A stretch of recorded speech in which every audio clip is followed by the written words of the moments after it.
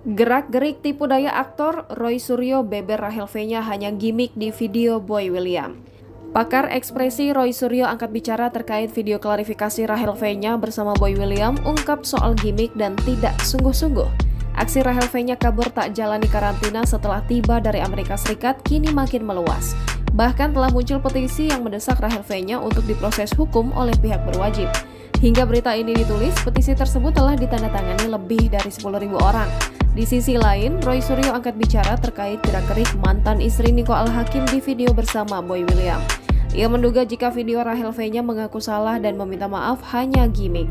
Roy Suryo mempertanyakan mengapa harus dalam channel YouTube dalam memberi klarifikasi. Hal ini sungguh membuat pernyataan Rachel V-nya tidak sungguh-sungguh. Ia juga menilai jika video klarifikasi kekasih Salim No Derer tersebut hanya gimmick untuk menarik simpatik publik. Rencananya, Rachel V-nya akan diperiksa pada hari Kamis 21 Oktober 2021 di Polda Metro Jaya. Jangan lupa subscribe, share, komen, dan like ya!